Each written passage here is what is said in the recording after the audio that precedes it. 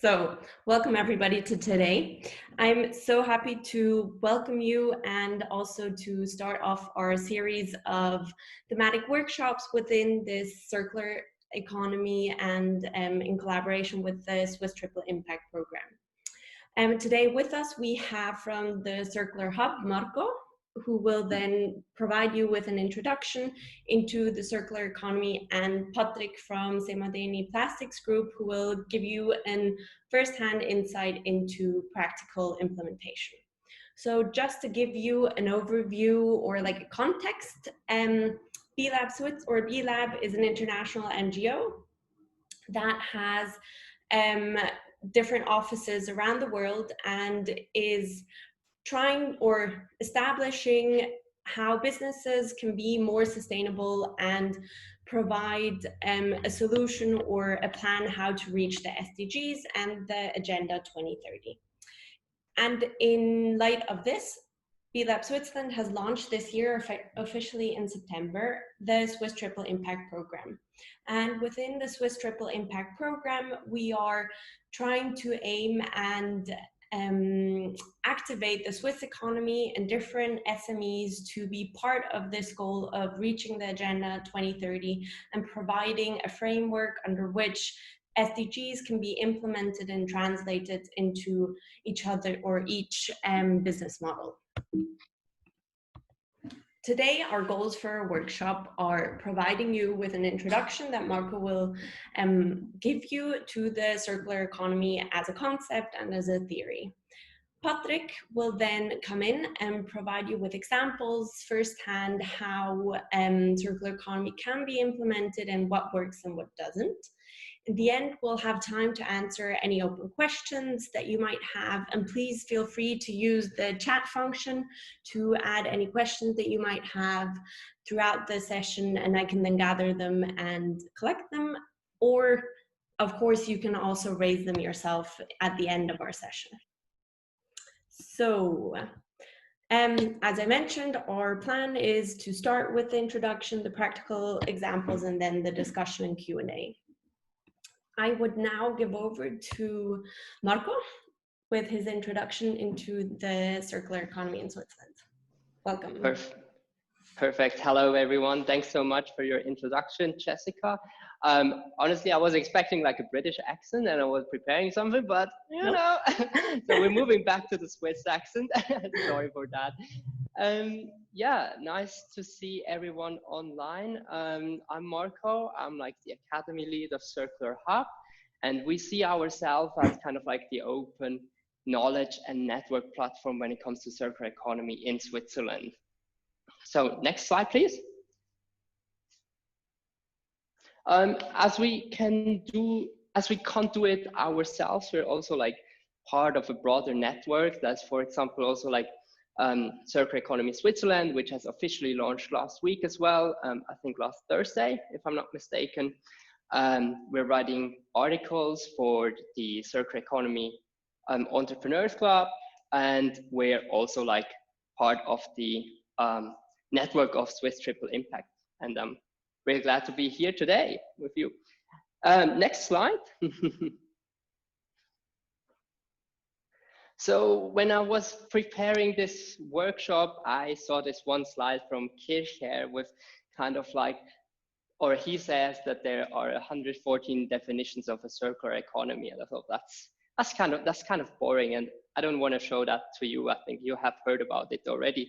So I kind of like want to briefly take you through like the current challenges we face, then also kind of like look what we would like consider as circular economy, give some practical insights as well, some like business model examples, and then at the end show you kind of like what Circular Hub does as well and how we might be able to support you or your project.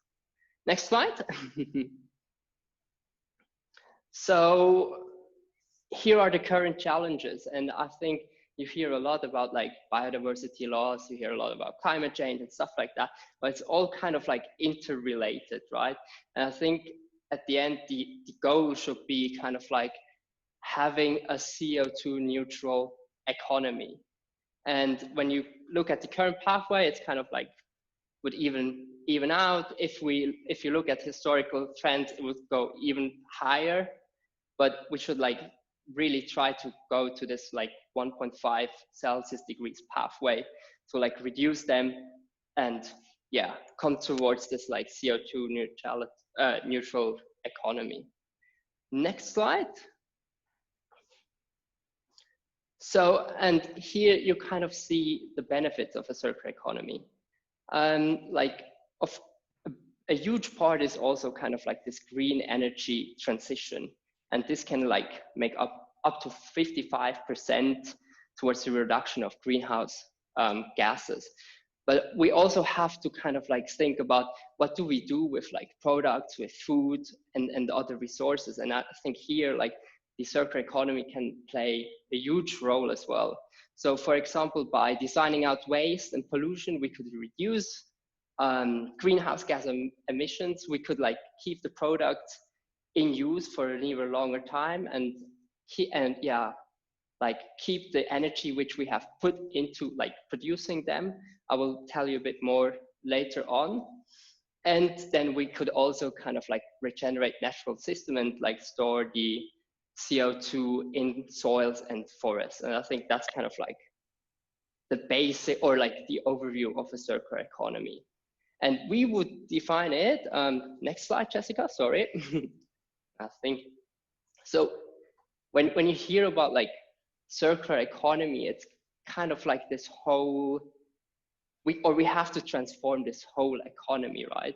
And like transforming a whole or like an entire economy might be quite cumbersome. So therefore we would go with this like definition of circularity. And here we would say kind of like, okay, it's kind of like an approach to keep resources for as long and as possible at the highest value in the system. And when we refer to resources, we also refer to products on the one side, but we also refer to like human labor kind and so on. So I think that's quite important for us because like with this definition, we can start immediately and we do not have to wait till the entire economy has shifted towards a circular economy. So these are kind of like the two differences we would say. If you go one slide further, so I think here you'll kind of like see on the left side how a linear economy looks like. So you extract resources, you manufacture them, you produce a good, you actually sell it, and you see kind of like this pre-use phase is rather long, but then the use phase is super short. So after using it for a short time, you just throw it away. And then all the energy which you have put into manufacturing this product and using it is kind of lost. So, and if you look on the right side, you have this kind of circular approach. So it's still extracted at the beginning, then you manufacture something and you then like sell it or you maybe lease it as well. But what you can see here already is kind of like the use phase will extend because like you can actually, or the goal is kind of like to find business models where you can keep the product in use all the time. And so thereby you can maybe like have it, or this person can own it for a certain time, then this goes to the next one. If you can't like sell it like in its original purpose anymore, you try to like remanufacture it or refurbish it, and then it goes back and closes all these cycles. And so thereby you can actually keep the resources in the whole system and the energy which you have put in as well. So if we go one slide further, I want to show you some kind of like practical examples according to these kind of like three steps, like the pre-use step, the use phase, and the post-use phase. So for example, Wasser by Wasser, I don't know if anyone has heard of them already, but I think it's quite a big thing in Zurich already. So they're taking like a sustainable resource, which is water in this example. Sorry, I can hear myself twice. Yeah, I think better now. Perfect. Take water, for example, and sell it in restaurants. And thereby they have created kind of like this business model and the revenue model as well. If we go to the next slide, we have an example in the use phase. So here it's really about trying to like extend the use time of this one product.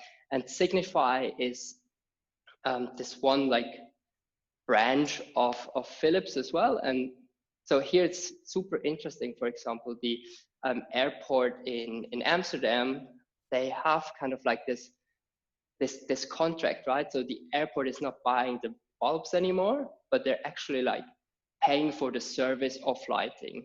And so like Signify takes care of all like the maintenance. They make sure, or they actually wanted to make sure as well, kind of like that their light bulbs are like lasting way longer than they used to. I think there was in like 1934 or something, this like contract that light bulbs could like last only for a certain amount of hours, and then they have to like break down. And here, because they are actually like offering this service, they really try to make sure kind of like that its products are lasting for as long as possible, and that they have as little effort as possible to kind of like maintain them, take it out, replace it, and so on. And then of course, if one bulb breaks, they take it back and they have all the like system, and then they can create something new out of it. If we go to the next slide, we have an example in the post-use model. And here, that's a Swiss example. It's from Eberhard, which is quite interesting because kind of like, till a couple of years ago, kind of like was super interesting that, or it's actually still interesting because like the building owner might have to pay for kind of like demolishing the whole apartment or house or like site. And then Eberhard would take it back as well and is having the material, right? Or like is owning then the material as well. And now they kind of like created this whole, it's like AI driven as well. And I think it will go into like force next year. And then they will sort everything and create new products out of it as well, like recycled concrete, for example. Another example here from Philips would be kind of like X-ray machines, right? So you would like sell them maybe in a first market, they would take it back, refurbish them, and could sell it in a second market again, or even lease it. So thereby they would kind of like keep the ownership over its products. Yeah, if we go to the next slide, when we give these kind of courses or like presentations, we always want to kind of like refer to the challenges to circulate as well. And interesting enough, it's kind of like these challenges are quite similar to the ones when it comes to innovating. So you always have this challenge of culture, you might have a challenge of regulation, the market might be not ready, or no one is willing to pay for its products.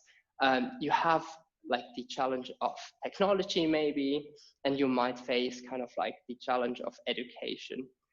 The interesting thing is kind of like we also give these kind of like one-day presentations and workshops, and there we always invite experts. And the last couple of times, or like all the experts said actually kind of like, it's not a challenge of technology, the technology is already existing. It's more a challenge of the mindset, of the current mindset. I think there we kind of like need more use cases. We have to like show or kind of like present the benefits of a circular economy in a way that every manager understands and totally grasps the benefits, and that it just makes sense. And I think that's one of our jobs as well at Circular Hub. If you go to the next slide, Jessica, we try to kind of like master the transition with you, and we have to bring everyone on board and then master it all together. And on the one side, we do it by offering this like online magazine. If you go to the next slide. So here, for example, it's kind of like, it's a lot about inspiring like managers, inspiring like users, inspiring like employees from all kind of like levels and so on. And we do that by kind of like having these use cases where we write about circular economy, ask companies kind of like how they have done the transition, how have they managed it. We also offer you kind of like our favorite reading lists and podcasts as well. And it's like, that's just something, yeah, cool, because you have it in one thing and you can do whatever you want with it.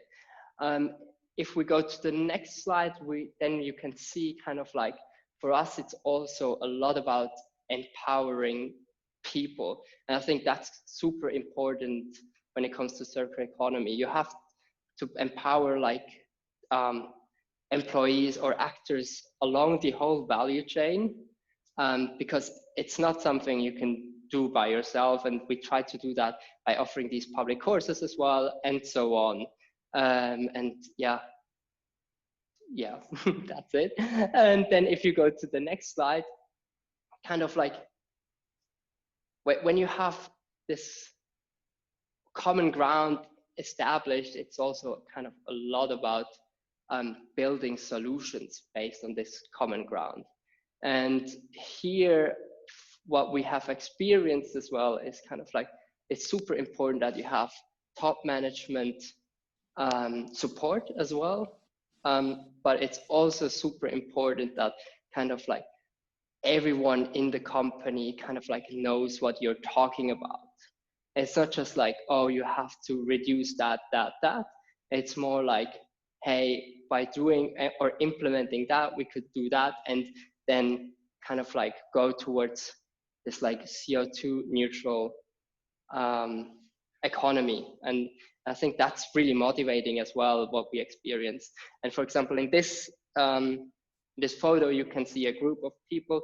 They have like implemented in a group strategy, and they have, invited like many people from different areas, and they have built together like ideas, and now they're trying to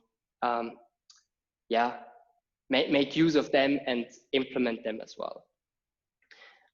If you go to the second last slide already, we also see kind of like ourselves as that we have to go and learn and experience what is going on in the market.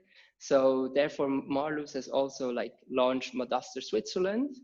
Maybe some of you have heard about it already, but it's one of the projects which Marlus is running as well, and we're like closing the whole cycle by feeding these learnings back to the like magazine, feeding it back to the academy, feeding it back to kind of like when it comes to implementation, and just share these learnings and experiences as well, because like we want to accelerate this transition. I think by doing that we can help you as well. I think that's the last slide here, or second last slide. Here you just see like our whole portfolio again. It's sensibilizing and informing, it's empowering, it's implementing together with you, and it's like pilot and scale and feed these learnings back, all in the circle again. And on the last slide, you can see our team, our small team. We're a team of 6. And yeah, that was it. If you have any questions, let me know. And thanks very much for your attention. Thank you, Marco, for this great introduction to the topic of circular economy. We'll go on. Any questions that you might have, we'll be able to answer those in the end. So next up would be Patrick from Semadeni Plastics. Good afternoon, everybody. Before we start, let me give you some information on the company I represent. We're a medium-sized plastic converter with sites in a few European countries too. We mainly are active in 2 areas. One is consumer good packaging, obviously an area with a high environmental relevance. And then the second area is healthcare and the pharmaceutical industry. I'm going to show you how you can put circular economy into practice at shop floor level to give you some ideas, some insights, how we can translate the goals from the circular economy right down to the shop floor level.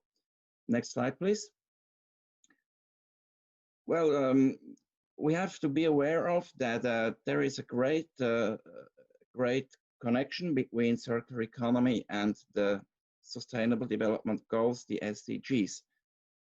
Myself, I'm a huge fan of the SDGs. I think it's the most important and best plan for humanity and the planet. And so doing circular economy will support a number of the SDGs. I selected a few, the 6, 12, 13, 14, 15, mainly covering lands, air, clean water, and also responsible consumption and production. So all the examples I will show you, they will always support at least one of those SDGs. Next slide, please.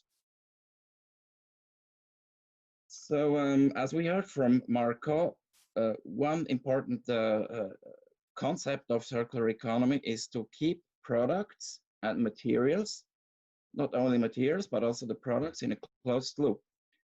So if we keep them in a closed loop, they are not entering the environment and creating pollution.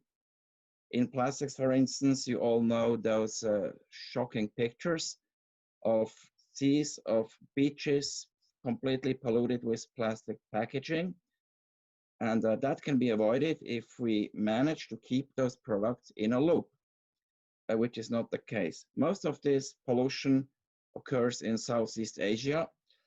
So there's a lot to do in terms of circularity of waste management, even though over there in those countries.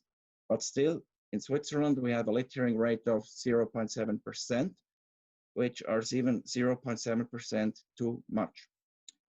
Next slide, please.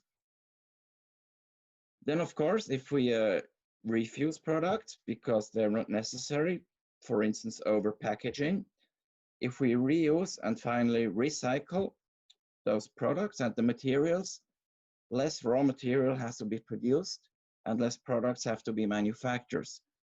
Of course, this will reduce resource consumption, and we do have a problem with resource consumption. Just to remind you, the Earth's Overshoot Day this year was on 22nd of August. That means that until 22nd of August, we used up all the resources that the planet can regenerate in 1 year.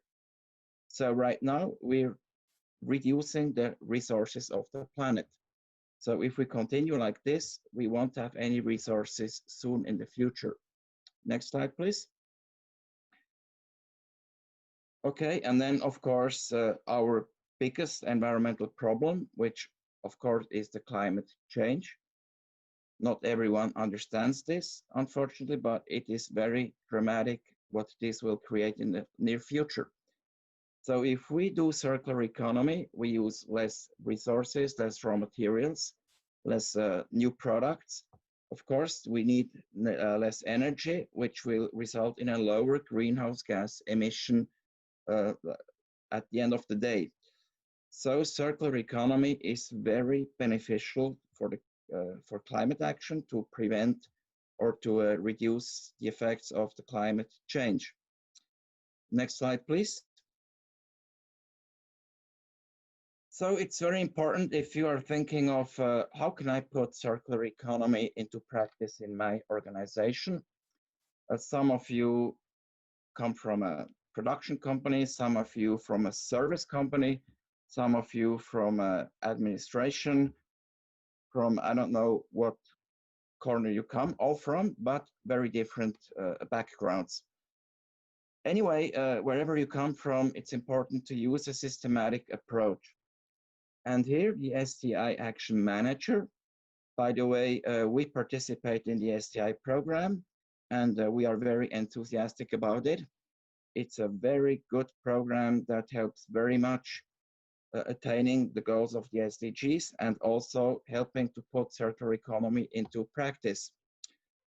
So if you use the STI Action Manager, it will also guide you through all those questions and help you to apply a systematic approach.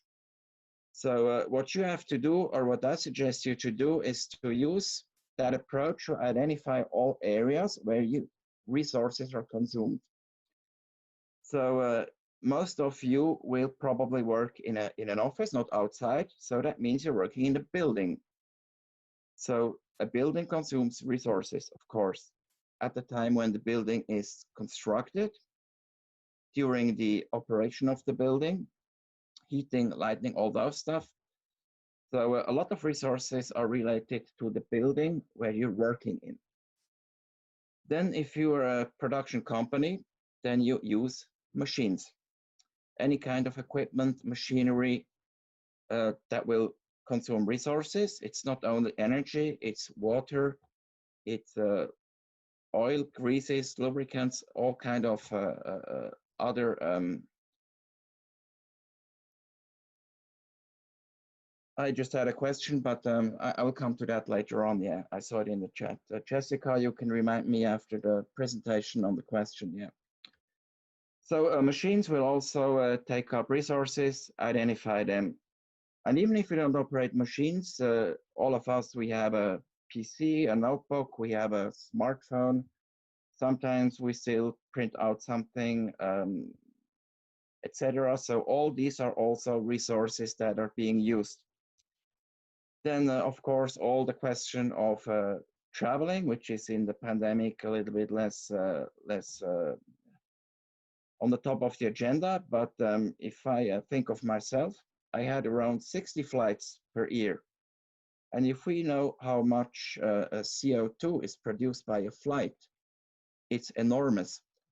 So that's definitely something to work on, to have less flights, to reduce flying, and to use like virtual meeting systems, just as we do today.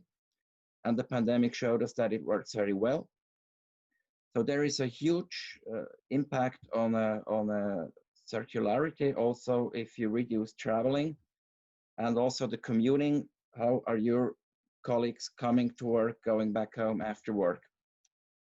Packaging materials, of course, that also contains all envelopes that can contain packages, cardboard, glass, plastic, everything.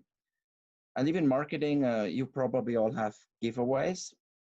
That can be maybe some just cheap ballpoint pen that you import from China.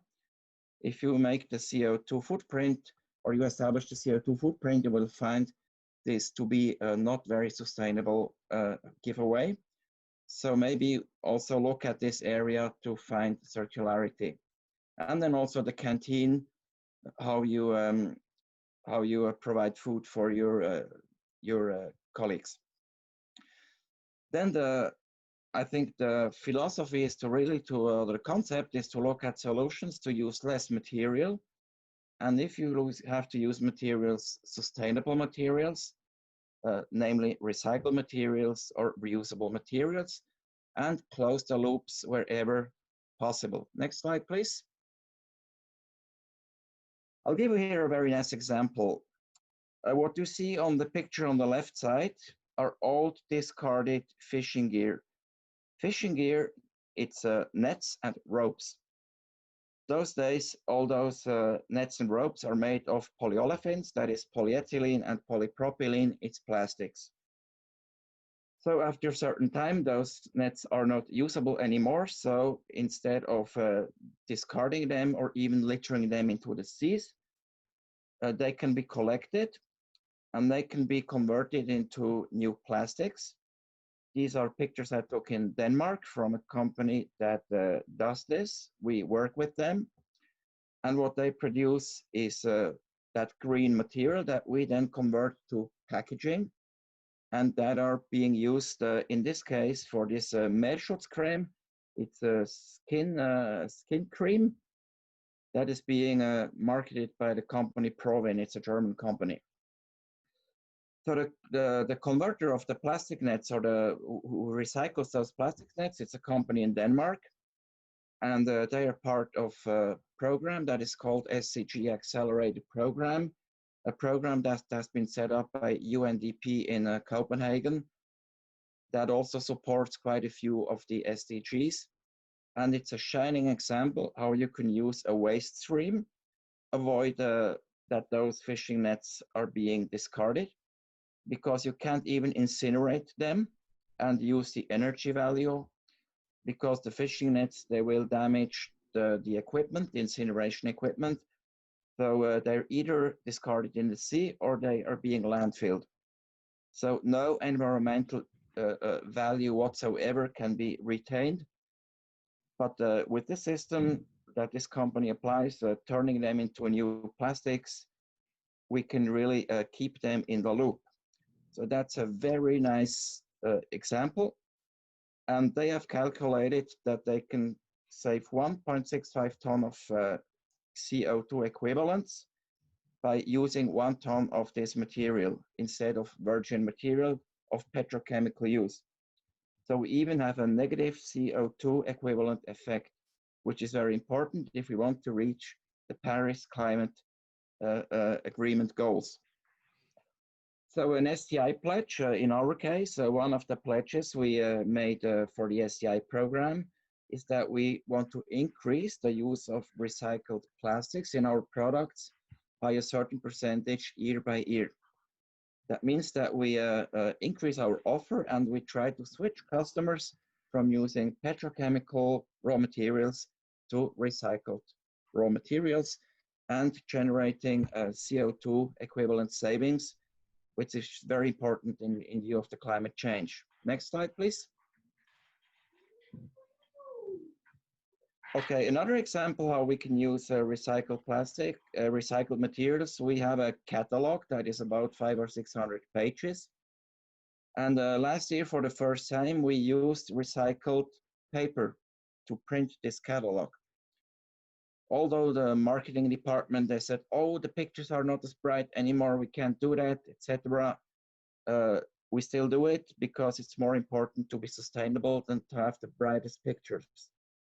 So what we do is we really hope that the consumers will also honor this by accepting less bright marketing materials, but recognizing that they do something good for the environment by using this.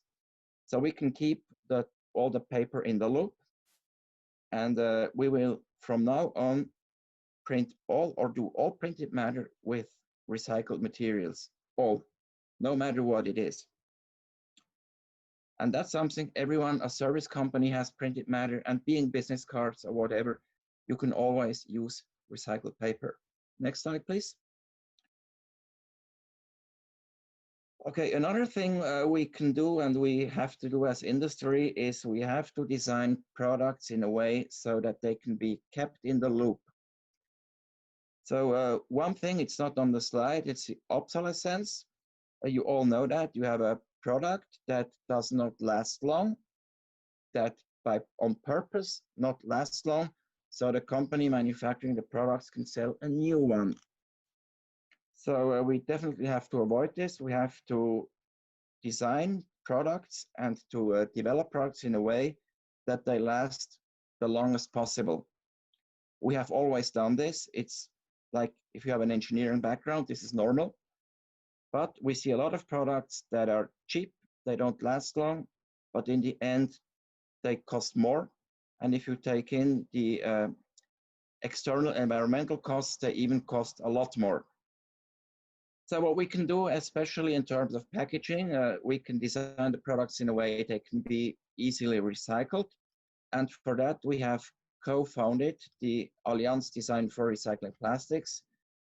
It's a stakeholder-based initiative where the whole value chain, so we have all the brand owners, we have the retailers, we have companies like Nestle, Unilever in this alliance, for instance, big corporates, and we have converters in there, and we have defined a set of criteria we have to follow when we develop a new packaging. So the new packaging will be easily recyclable. So this is very important for all new developments, and that means that we won't have the most brightest, the most shining product on the shelf, but we will maybe have a product that is grayish, but it will be made of recycled products and it will be easily recyclable again. So that's very important. That's something we can do in terms of designing the products. Next slide, please. Okay, reuse. Reuse is a very important issue. We have a lot of single-use products in the marketplace. So we have to think, can we replace single use with reuse? So we took a stake in a Recircle Germany. Maybe you know the company Recircle. They have bowls, reusable bowls that are handed out by the takeaways where you can get food, restaurants or takeaway stands. So you pay like a fee, you get the bowl, and you get the feedback when you give back the bowl. The bowl is then cleaned and used for the next meal, or you can keep the bowl, clean it yourself, and bring it to your takeaway stand. And you can bring it to any takeaway or stand or restaurant that has a takeaway service that participates in the Recircle system. In Switzerland, they won the Swiss Economic Forum Award.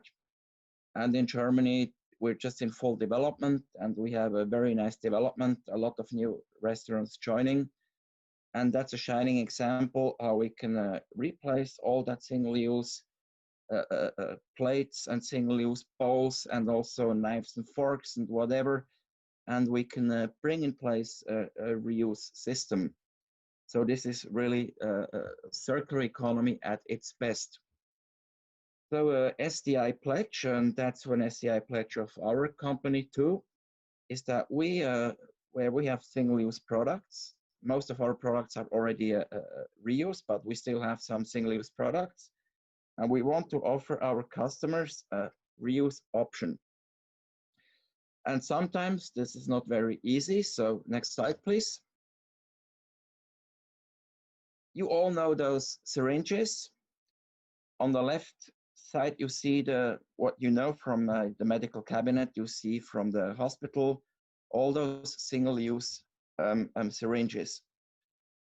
And that's when I had the opportunity to have a dinner with Sarah Wingstrand from Ellen MacArthur Foundation. And she advocated reuse over single-use. And I said, Sarah, I understand this, but how you want to manage this with medical products? Take syringes, for instance. It just doesn't exist on the marketplace. And then she showed me a picture and gave me a contact and said, yes, it does. Look here. And so we contacted this company and we found, effectively, we found a reusable syringe. That's what you see on the right side, the picture. Looks a little bit like a Frankenstein, I don't know, it looks a bit scary. And I think, yeah, that's the way those syringes looked, I don't know, 100 years ago. But we will take this up in our range and offer the customer this option. So we, of course, have, it has to be environmentally more beneficial, because if you are in the medical sector, it's kind of difficult to have reusable products because we have all that hygiene issues. You have to clean, to decontaminate, to sterilize them again. Those are all processes that take a lot of energy, a lot of chemicals. So really the medical cabinet, the hospital or whatever, they have to make a life cycle assessment.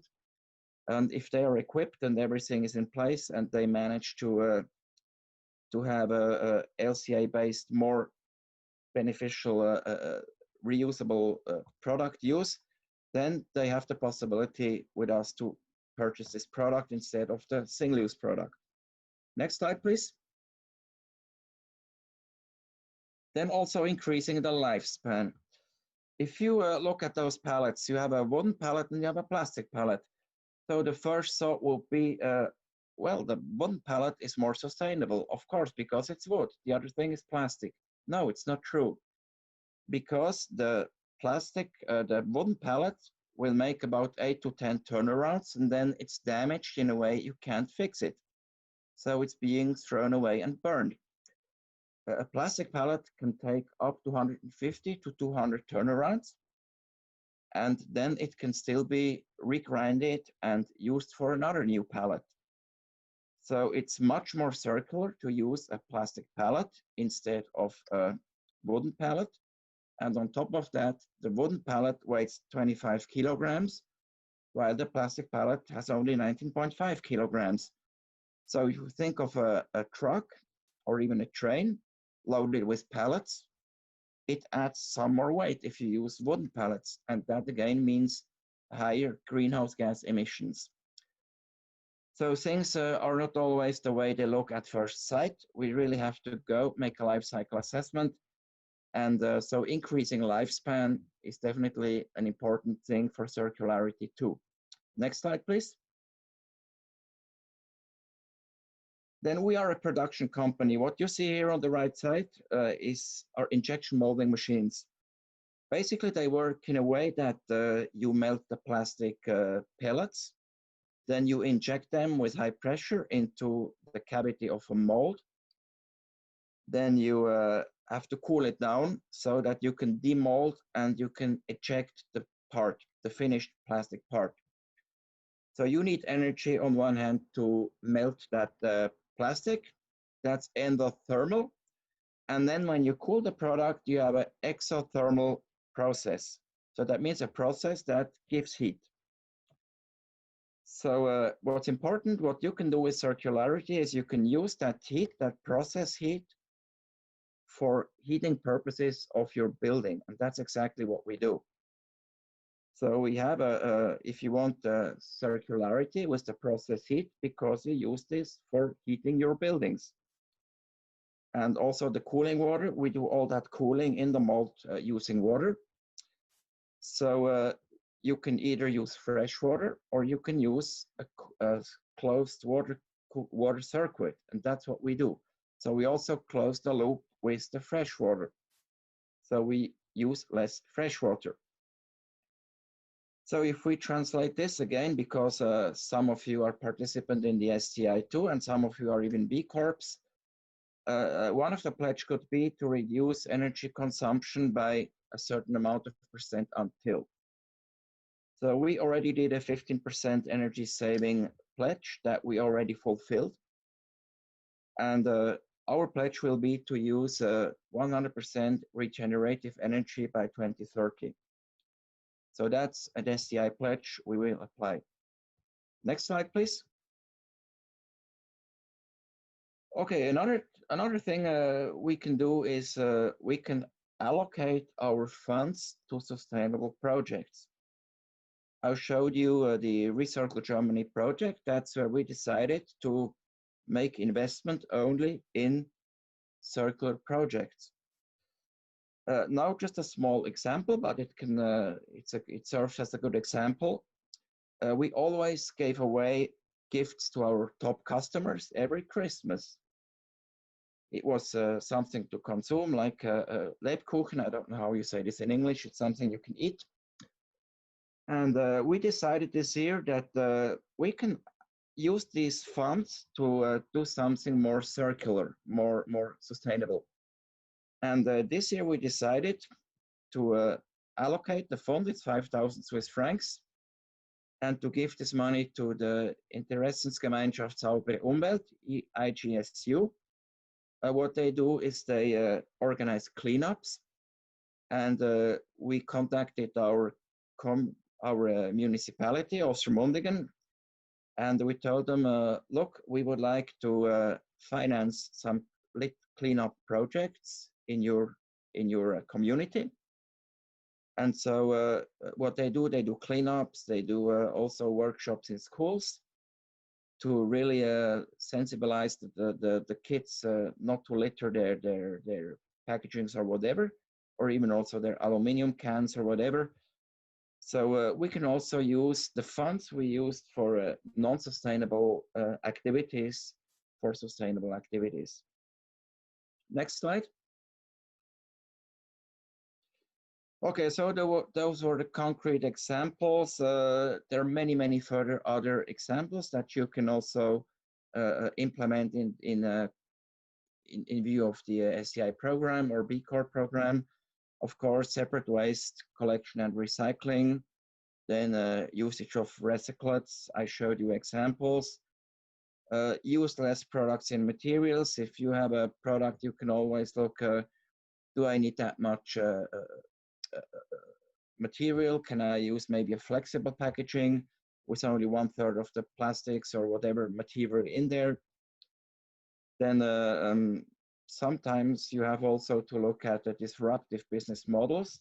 That's where really the STI program helps, because it opens your mind for new business models that are more sustainable, but maybe totally disruptive compared to what you're doing today. So open your mind, take Elon Musk point of view, and really think in systems, not in products. What are your products doing? And maybe there are different ways to achieve what your product does by being disruptive. Then all the biofeedstock question, we can look at biofeedstock.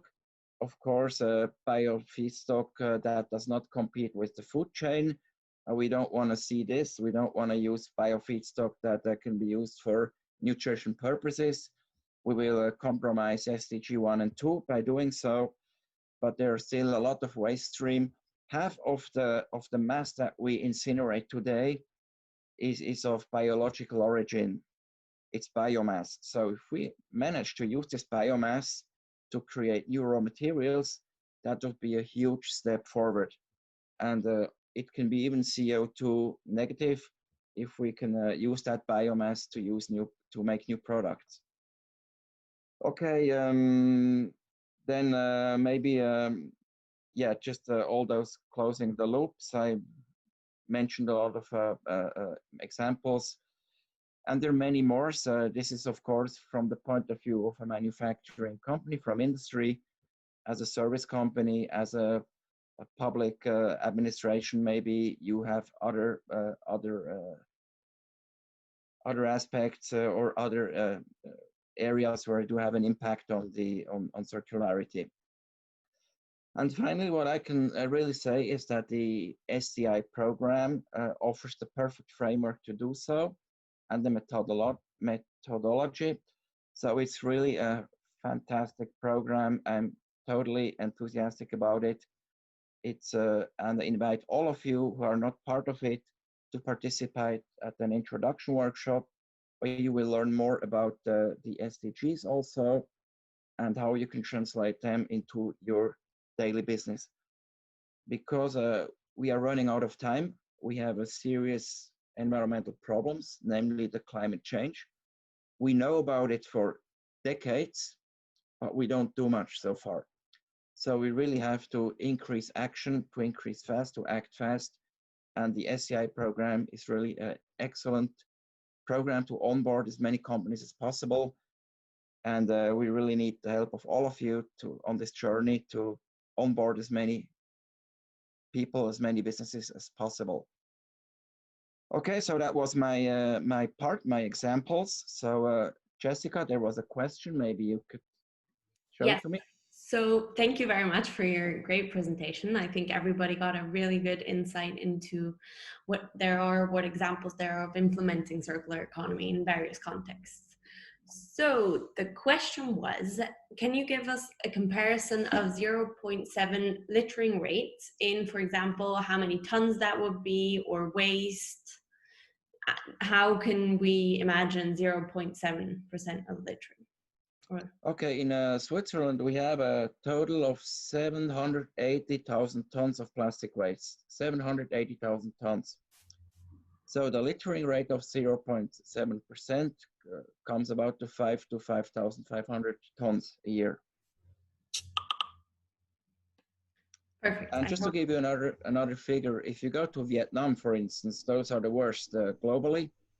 They have a rate of 88% of mismanaged waste and littering. Mismanaged waste means waste that enters the environment. So it's really, we have a huge problems in Southeast Asia. Economies are growing at a tremendous pace, and they don't have any waste management systems that can keep pace with that. So I think also in all the development policies, we should really maybe also support those countries in terms of waste management, not only food programs, waste management, and of course, we have to educate people. That's the second most important. Well-educated people will be more